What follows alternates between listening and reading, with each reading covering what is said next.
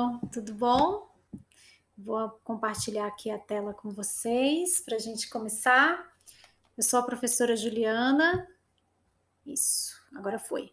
Sou professora da UNB, sou coordenadora do GCRIA, que é o grupo de pesquisa, educação crítica e autoria criativa. Então eu vou aqui hoje falar com vocês sobre o gênero textual memórias literárias, né? E como que a escrita criativa, a autoria criativa e tudo que a gente trabalha no GCRIA pode contribuir para essa produção textual. Eu vou hoje me direcionar aos professores e às professoras, tá? Para poder tratar desse tema. Como é que a gente vai começar, né? Para a gente começar esse trabalho, a gente precisa fazer como Carolina Maria de Jesus, essa mulher fantástica que pegava os cadernos, catava o lixo, e do lixo ela pegava os cadernos usados para escrever a sua palavra, suas tantas palavras mundo, que transformou tantas mulheres, né, que tem Carolina como inspiração, como é o meu caso, como é o caso de muitas mulheres do GCRIA e como é o caso dessa mulher incrível que é a Gina Vieira. Ela é professora da Secretaria de Educação do DF, ela é autora do projeto Mulheres Inspiradoras, um projeto premiadíssimo internacionalmente, nacionalmente, localmente, e hoje ele é uma política pública em educação, não só em Brasília, mas em outros lugares do Brasil. Chama Programa Mulheres Inspiradoras. Trabalha para uma educação igualitária, antirracista, antissexista, uma educação realmente com foco em transformação social. E o projeto da Gina, por que eu estou trazendo para falar de memórias? Porque a Gina ela trabalhou toda uma sequência didática dentro de uma pedagogia crítica de projetos, fazendo com que as produções textuais, os gêneros textuais trabalhados nas sequências didáticas, culminasse numa produção de memórias de mulheres inspiradoras. Então eu vou trazer hoje esse viés para que vocês tenham como inspiração para criarem, né, as próprias dinâmicas de vocês.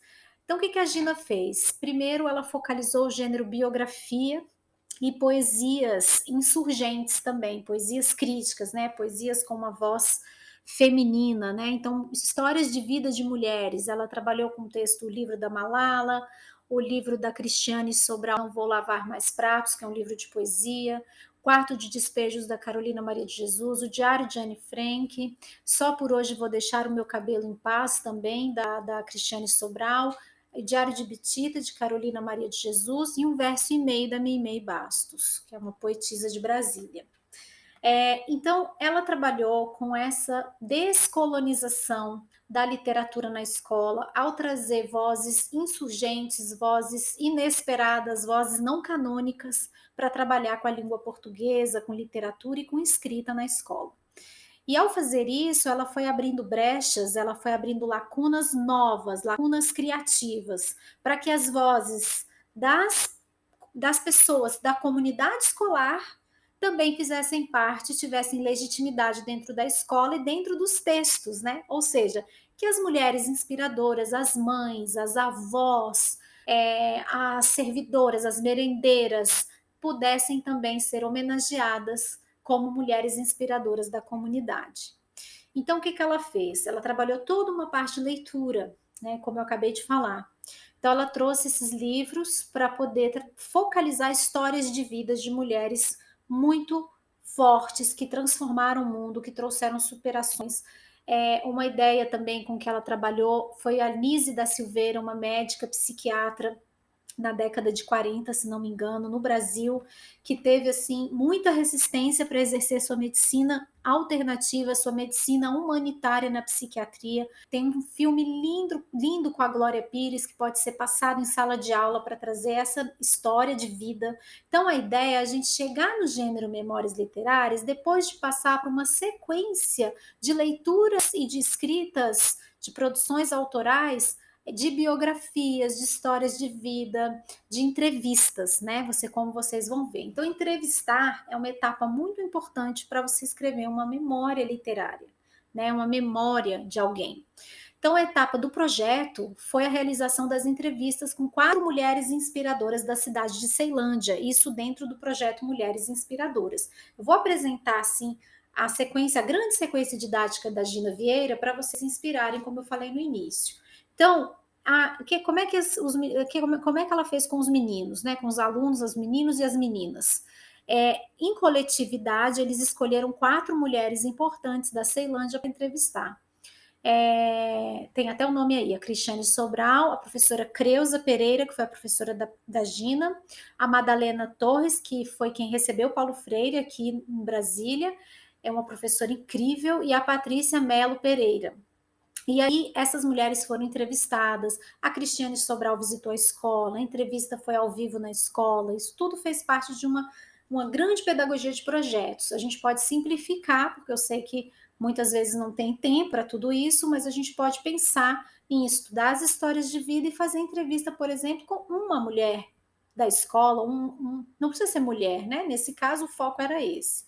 Aí tem um relato que a Gina traz, que é no segundo momento das entrevistas, que é um primeiro momento são mulheres conhecidas, no segundo momento é assim: qual é a mulher inspiradora da sua vida? A maioria dos alunos escolheu a mãe ou a avó. Alguns alunos escolheram a professora, a diretora, a merendeira da escola ou a vizinha, mas a maioria mesmo, 95% dos alunos do projeto da Gina lá de 2014 escolheu a mãe ou a avó. E aí tem um relato que a Gina faz, que a mais idosa das entrevistadas é a dona Zica, bisavó de uma de nossas alunas, que enfrentou a viuvez muito jovem e para sustentar os filhos teve que trabalhar em uma máquina de costura dos 15 aos 97 anos. Na ocasião da entrevista, ela se encontra com 99 anos. Estava lúcida, como ela mesma menciona na entrevista. Tem hora que eu nem sinto que eu tenho 99, porque a deficiência é apenas física por causa da velhice, mas meu espírito, assim, ainda sente vontade de trabalhar. De trabalhar, não tenho desânimo. Minha deficiência é física, meu espírito ainda está jovem, são palavras dela. Infelizmente, no final do ano 2014, no final de 2015, a dona Zica faleceu. Isso é relato da Gina. Oi, desculpa aqui. Uma outra fala da Gina, né? Quando os alunos retornavam da entrevista, trazendo o material da entrevista transcrito, a maioria dos alunos dizia que suas mães, professoras, avós, bisavós declaravam ter gostado muito de conceder a entrevista. Algumas entrevistadas pediam para ficar ouvindo a gravação. Os alunos, por sua vez, diziam: Nossa, professora, há tanta coisa sobre a vida da minha mãe que eu não sabia. Ou então diziam assim: Professora, foi bom fazer esse trabalho porque eu senti que eu fiquei mais próximo da minha mãe. A segunda etapa foi a escrita de um resumo. Ai, desculpa, pulei esse slide. Tem as etapas dessa sequência. Então, como que foi feito? Né? Além da leitura, das histórias de vida de mulheres inspiradoras, para a realização da entrevista foram seguidas a seguinte etapa. Primeiro foi a familiarização com gênero biografia. Depois foi a escrita de um resumo da história de vida daquela mulher. Para quê? Para que ele pudesse entender quais as lacunas que existiam para as perguntas preencherem as lacunas e assim as perguntas da entrevista serem compostas. Esse momento foi muito importante porque eles mesmos descobriam a lacuna no conhecimento dessa história de vida, né? E foi uma maneira de auxiliar esses alunos e alunas na construção de pergunta apropriada ao perfil de cada mulher entrevistada. E a terceira etapa foi a elaboração do roteiro das perguntas da entrevista. Para avaliar a pertinência da pergunta, das perguntas elaboradas, a professora Gina recorreu às informações que ela havia registrado no resumo de cada um. Então, ela fez análise dos roteiros das perguntas e eles foram fazendo isso tudo coletivamente. Eu posso passar para vocês o roteiro final do projeto Mulheres Inspiradoras, porque a gente tem aqui no GCRIA e a Gina já autorizou que a gente passe, né, essas perguntas adiante. E aí eles foram então para campo, fazerem pesquisa de campo, né, como verdadeiros pesquisadores e pesquisadoras, foram para casa gravar a entrevista com as mães e com as avós e com as mulheres. E aí as escritas das memórias aconteceram, finalmente, né? E aí a Gina preparou um material bem didático, ela preparou um material instrucional para ajudar o aluno a transpor da entrevista para um texto de memória literária. E aí ficou muito bacana esse material instrucional que a gente também pode partilhar. Nesse material de orientações, a Gina definiu as informações que obrigatoriamente deviam aparecer no texto e na ordem que deveriam aparecer. Data de nascimento, idade, estado, cidade de origem, profissão. E ela orientou cada aluno e aluna a escrever a narrativa nessa ordem cronológica da vida da pessoa, para facilitar a coerência textual. Como cada história é única, os alunos foram orientados a escrever o texto tendo à mão a entrevista transcrita para consultar, para não correr o risco de perder nenhum dado. Então, considerando que esse texto foi escrito em primeira pessoa, o que é primeira pessoa? No eu, né? Então, eles escreveram como se fossem essa mulher, né? No máximo, eles só tinham de 1 a 4 páginas para escrever essa biografia, essa memória. Então, não se tratava só de fazer a transposição de informações, eles tinham que fazer escolhas, e isso traz autoria, né? Então, eu vou ler para vocês aqui, para a gente terminar, um pedacinho. TT, Mamãe Peregrina.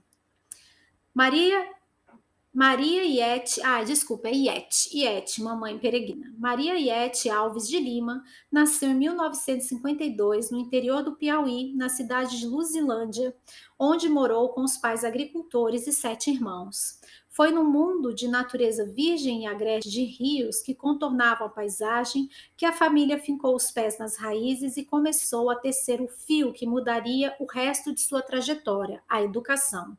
O cenário de sua infância foi marcado por brincadeiras em árvores de grande porte e bonecas feitas com palha de milho. O convívio entre irmãos rendia severas broncas dos pais, pois se um fizesse traquinagem, todos apanhavam sem distinção. Filho de seu Raimundo e de Dona Raimunda, também chamados Mundico e Mundoca, analfabetos, mas de uma sensibilidade para o altruísmo e uma capacidade de discernimento inigualáveis. Os pais foram sua influência muito forte. Seu Mundico e Dona Mundoca traçaram rumos diferentes dos habituais para os filhos. Decidiram que eles estudariam e aproximadamente 15 quilômetros de casa, já que a escola mais próxima era uma utopia. De todos os descendentes, Iete se destacava nos estudos, e os pais a mandaram estudar em outra cidade do Piauí, na casa dos padrinhos. Então, esse texto, eu não vou ler inteiro, ele foi escrito pela Claudene, peraí que a página está grudadinha aqui, tem uma falhinha aqui, né? Foi escrito pela Claudenice Alves de Lima, uma professora. Mas aqui tem os textos, esse é um livro especial do projeto Mulheres Inspiradoras, lançado em 2015, organizado pela Gina Vieira, e aqui tem textos dos alunos de 9º ano, meninos e meninas, e de algumas professoras participantes do projeto. Então, o que eu quero trazer para vocês aqui nessas reflexões sobre memórias é que a gente pode realmente despertar nos alunos e nas alunas a curiosidade, o olhar, a sensibilidade para as histórias de vida, para a gente poder montar a nossa sequência didática para chegar num texto de memórias, né? Vocês viram que a Gina disse que escreveu em primeira pessoa, esse texto está em terceira pessoa, isso é uma escolha. Né? Como é que você vai apresentar essa história? Como eu, como o outro, é literário, né? Então a literatura tem a licença poética de a gente escrever em primeira pessoa.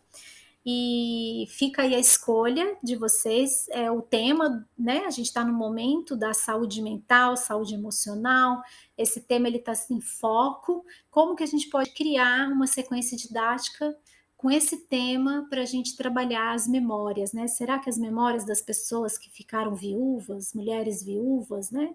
Homens viúvos, será que memórias de filhos que perderam os pais na Covid, ou pais que perderam filhos, e assim por diante, a gente pode pensar num recorte, trazer pessoas para serem entrevistadas, talvez fazer uma entrevista e todos escreverem essas memórias, né, de uma maneira, cada um do seu jeitinho, a gente vai ter textos diferentes, lembrando que o texto é processo, não é produto, então a gente precisa sempre reescrever, e a Gina trabalhou fortemente na reescrita dos textos, né, deixar o texto dormir, a professora dar o feedback, trabalhar aquele texto de novo. Então a gente deixa aí essa dica para vocês trabalharem com memórias. Vamos ficando por aqui. Agradeço e me despeço.